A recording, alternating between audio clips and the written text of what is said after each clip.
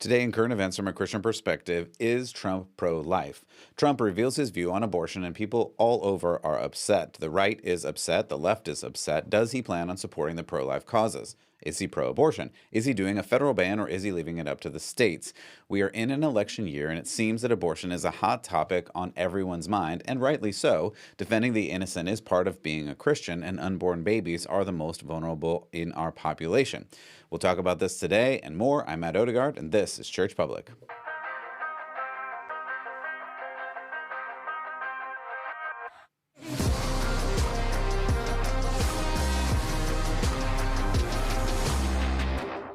Welcome back to Church Public. I'm your host, as always, Matt Odegaard, and I really appreciate you stopping by today. We are looking at some current events from a Christian perspective to help you live out your faith. If this is helpful to you, you can hit the subscribe button, you can hit the like button, or leave a 5-star review. That really helps. You can share this with a friend, and of course, you can support the channel at churchpublic.com/support. I want to help you figure out how to live in this wild and crazy world that just seems to be getting crazier. So through all that, we're just going to look at really like one issue that's kind of expressed in a couple of different ways today. I'll do maybe a shorter one, and then hopefully sometime later I'll hit like a big smattering of a bunch of other random issues that I've been looking at over the last week or so.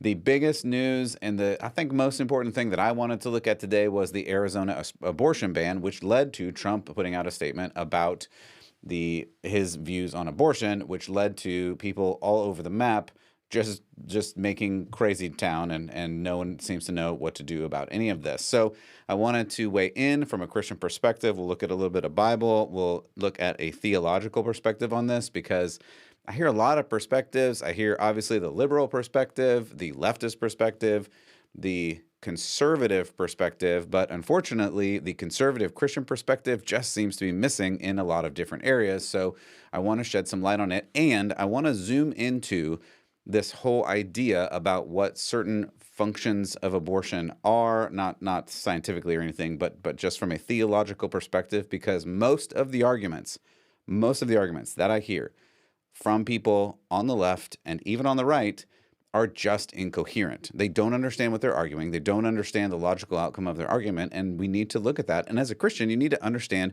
what you are doing, and you need to understand how to vote, and you need to understand how to have a conversation with anyone who will listen about this from a perspective that is rational and not just emotional and angry or whatever. And so this is a good way to at least bring up this topic. I hope this is helpful to you. Again, you can check out churchpublic.com or any of the podcast places for more. If you are just listening on audio, you can check out the video too as well. I'm going to put it on YouTube. I don't know if this topic's going to survive on YouTube. We'll just have to see what happens. If not, I'll throw it on Rumble. Anyway. So from the Christian Post, this is one of the sources that I pulled for today, and that they said about the Arizona decision. So if you did not hear, Tuesday, there was a decision from the Arizona Supreme Court that allowed the states to outlaw elective abortions, except in cases where the mother's life is in danger.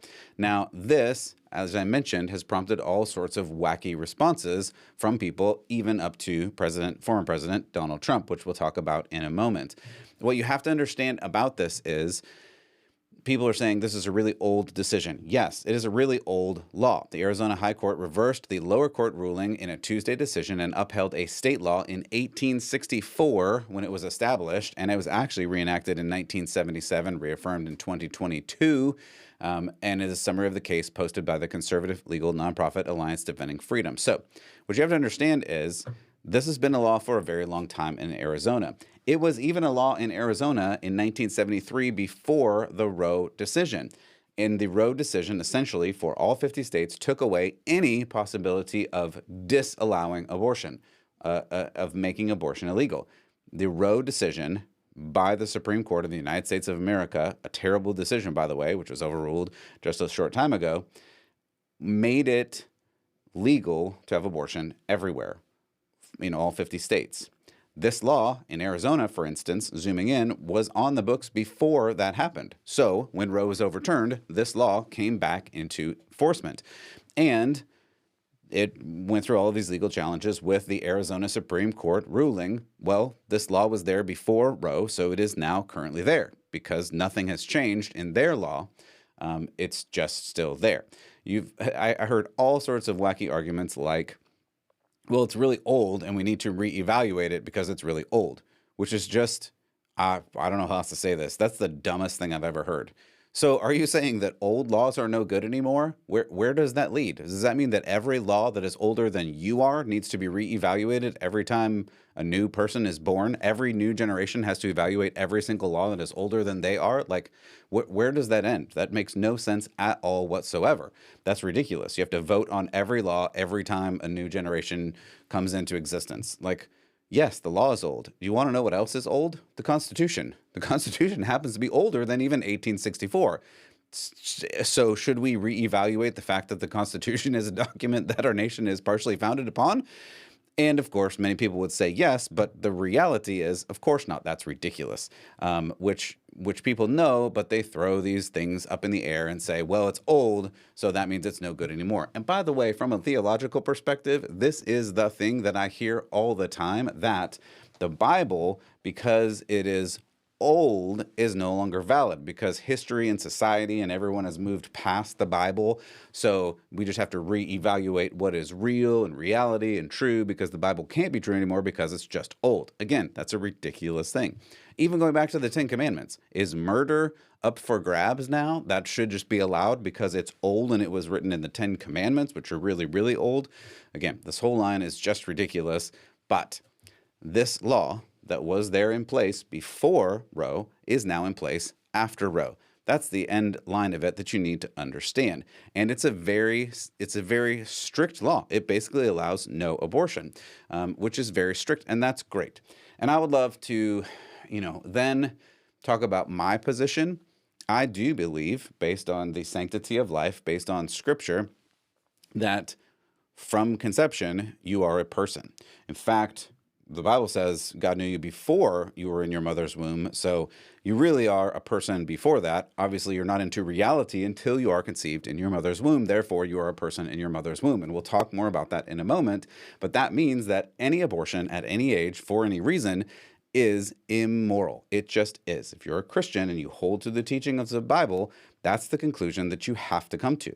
You can yell at me for that, but that is the conclusion theologically of. If you think a person is a person, to quote Dr. Seuss, no matter how small, then you can't be for abortion at any stage at all for any reason. You just can't. And I'm going to talk specifically about some of the objections that we'll hear that are feel-good objections in a moment. But that's my position. You can have a different position. That's fine. We'll disagree on that.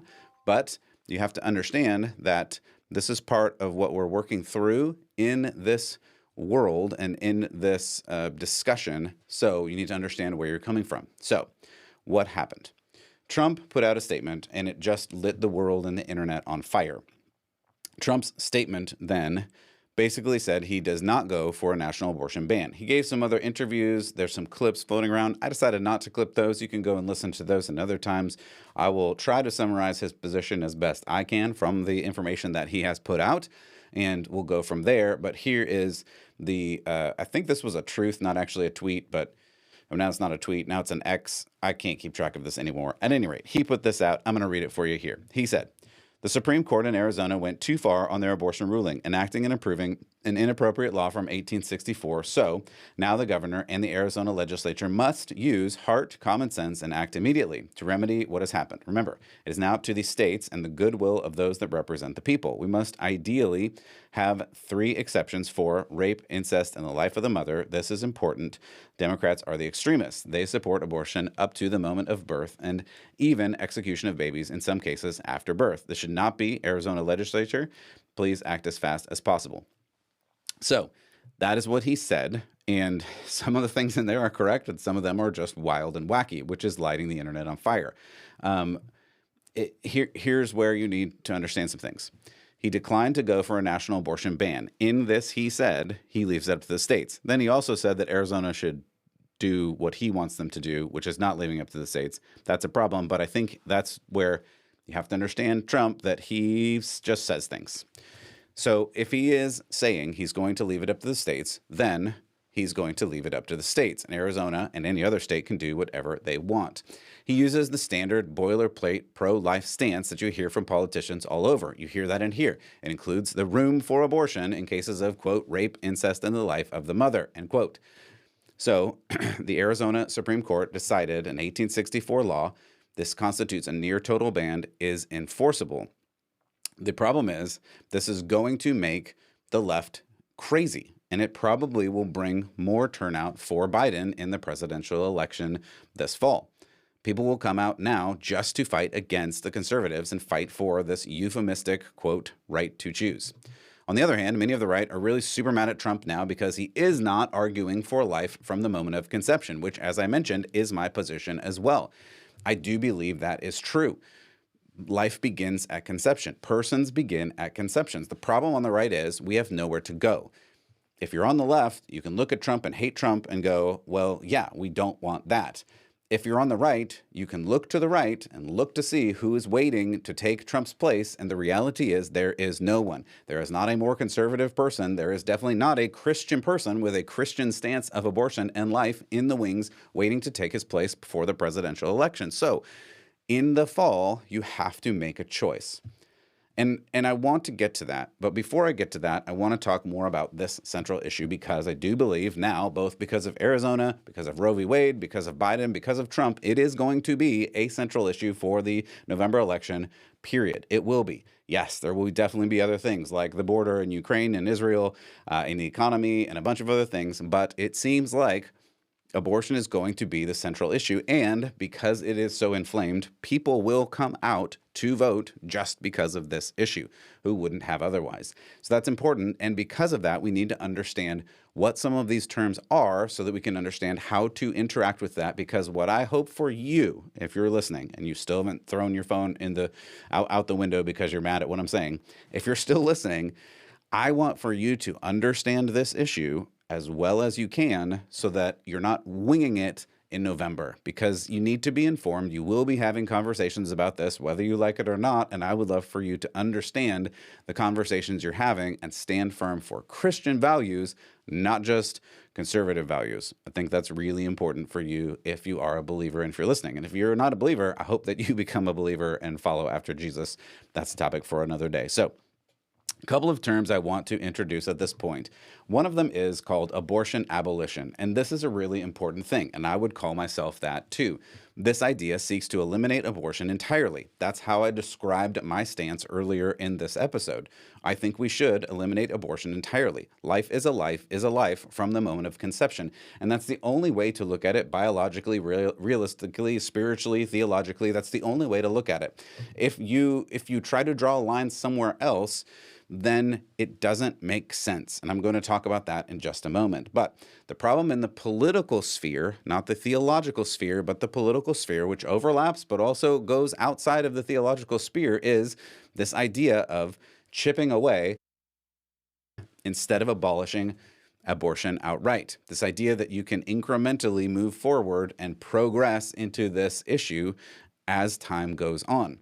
This is the idea that we take what we can get with progress, and we know, you know, I know that the fight will not be over. When Roe was overturned, the fight was not over. It became clear that the fight needed to go on more and more and more after Roe was abolished. In fact, it seemed to get even more difficult to fight.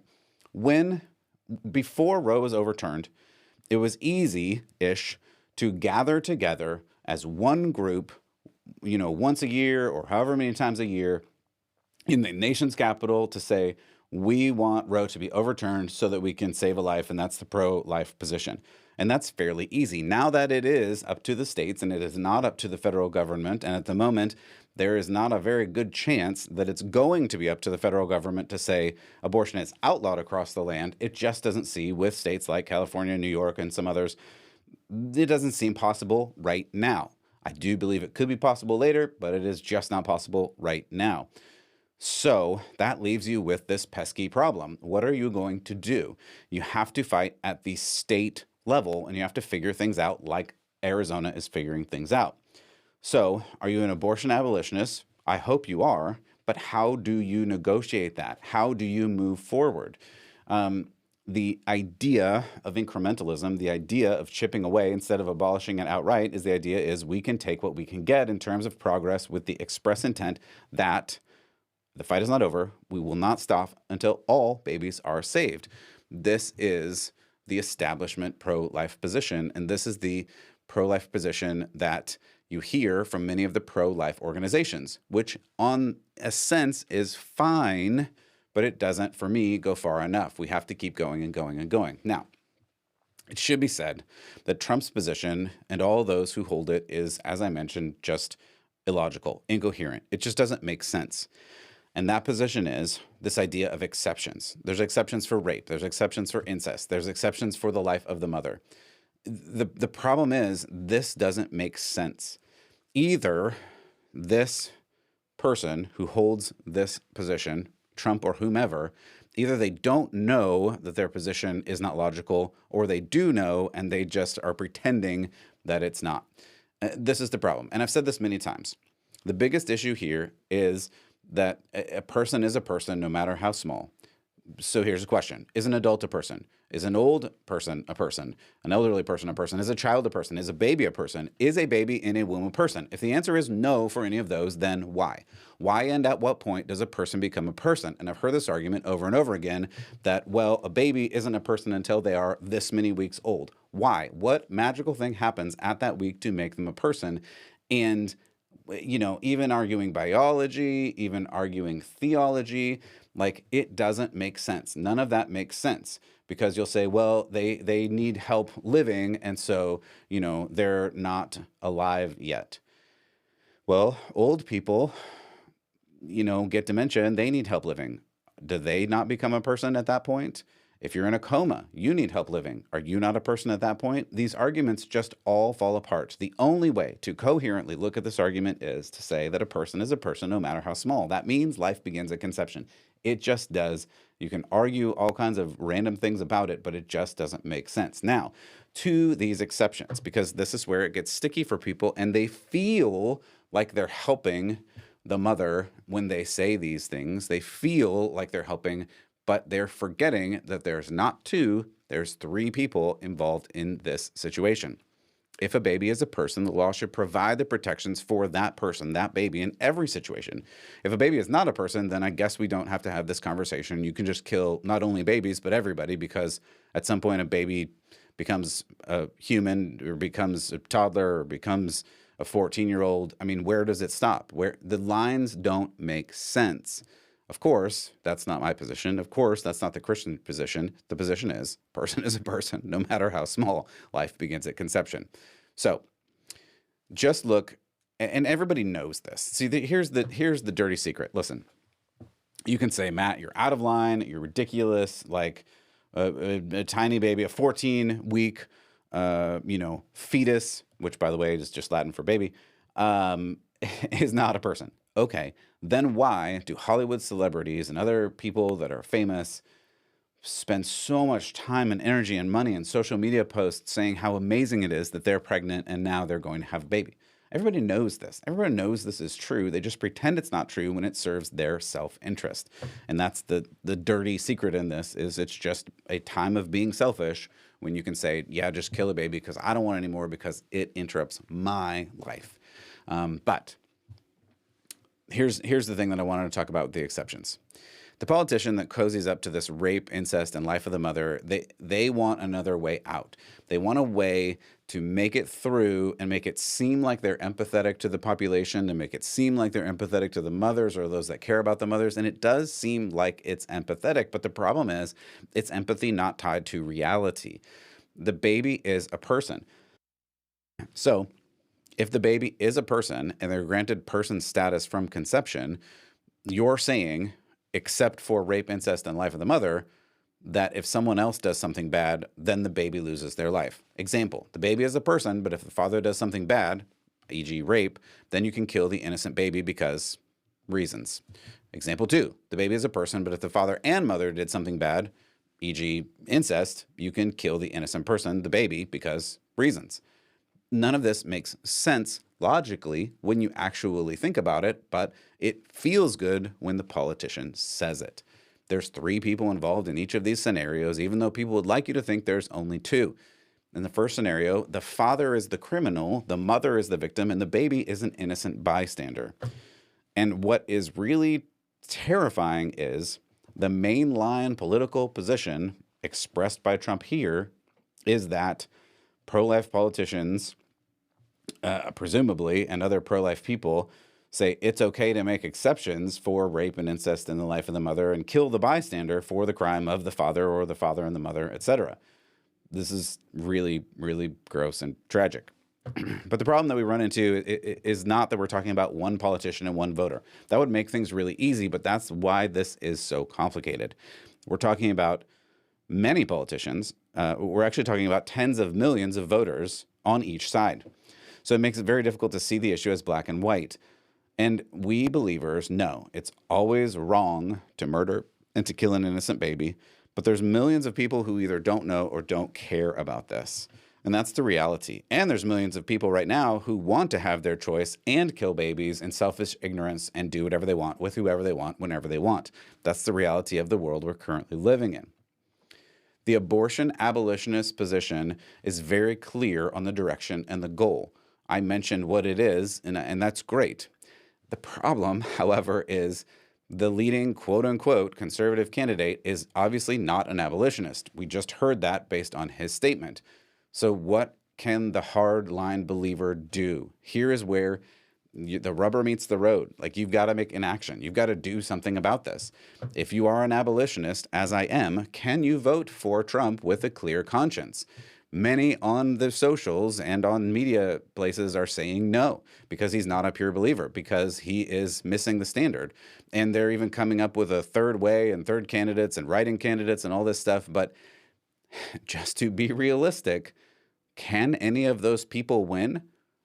I don't know the future, but it is a very small possibility that one of the two of them, Trump and Biden, is not the one that wins in the end of this. So are you throwing your vote away just to spite the system, or can you do something that helps incrementally get to a place that's better than where we are now? That's the real question that is not black and white. It's gray, and it's not as pretty, but you're going to have to think in terms that are more difficult. In the absence of the present possibility of pure Christianity at the highest level, is the president going to be a reformed Christian who says Christian things and acts Christianly all the time? Not right now. Maybe eventually, but not right now. So, will you settle for progress and not wait for perfection at the moment? In fact, there's another pitfall on the other side of this road, and that is seeking perfection might even get us nothing or worse than nothing, and the abortion activists may slam down the openness to abortion more and more. The fact is, Trump has stated a policy that allows states to make room for abolitionists to work at a state level. We need to now work at the state level. As I mentioned before Roe, you could work at a federal level and try to eliminate Roe, and that has been done. It is a miracle, and it's been done. So now we're at a state level, so what are you going to do? He said, quote, leave it up to the states, end quote. So if he really allows this, this could allow abortion abolitionists to have success in abolition at a state level in similar view to what we see in Arizona. And while all of this is in view, you have to remember as well, on the other side is the party led by Joe Biden who wants to reinstate Roe at a federal level, allowing for abortion at any stage up into and maybe even after birth. Remember this tweet. President Biden continues to call on Congress to restore the protections of Roe v. Wade in federal law so women in every state have the freedom to make deeply personal health care decisions. That was just March 21 of this year. There are two choices in this election, and one of them says leave it to the states, and one of them says the federal government is going to come down and tell the states you have to have the ability to abort a baby even up to and maybe even after birth. Those things are not the same. This Arizona law is in fact revealed Now, because of the repeal of Roe after 50 years. I know I've mentioned that, and I've mentioned that it was enforced before 1973, but now it's back in place. So it could be argued that the possibility of no abortion in Arizona occurred because of incrementalism, because a way was made in the last presidential administration that led to the appointing of 3 SCOTUS judges that led to the repeal of Roe, that led to the reinstatement or unblocking of this almost 200-year-old law in Arizona. Things are happening, even if they're not the way some people want them to happen. If Trump is elected, there will most certainly be a range of politicians, judges, leaders on the pro-life spectrum, potentially even abortion abolitionists. It appears that that will probably be the case. On the other hand, as a thought experiment, even taking into current times, if Biden is reelected, how many pro-life anythings in his administration will be there? If your answer is more than 0, I'd ask you to take a look at his policies and people for the past few years. Doesn't appear like anyone with a voice like that exists in his administration. Trump has attempted, for whatever reason, to take a politically middle position on abortion. It's not great, but it's not as bad as it could be. The problem is, anyone on the left will still think he is a conservative nutjob. They say it. They're going to keep saying it. And he wants to take away the quote-unquote choice from women or birthing persons or whatever they call women these days. And now, we on the right, with actual Christian values, have to make a hard choice. It's not a great choice, but it is a hard choice, and we have to make a choice. There's obviously a cult of Trump voters that will vote him in regardless in response to him standing up for the regular, proud to be an American man and woman. That's not a great position. However, there is and hopefully will be more of a second group of people who vote not for this flawed man, and flawed he is, but for the likely outcome of what will happen if he is reelected. That group is also very aware of what the outcome will be if Biden is reelected. Both of these men now have a track record of what they will actually do in office. We can see what the economy, the border, Israel, Ukraine, other issues were like from 2016 to 2020 and what they have been like from 2020 until now. If we only take the pro-life issue with the question you must answer, you have to answer this question: will the fight for life be helped or hindered with each candidate being voted in? The answer may not be satisfying, but it seems pretty clear. For Church Public, I'm Matt Odegaard. Let's keep the faith.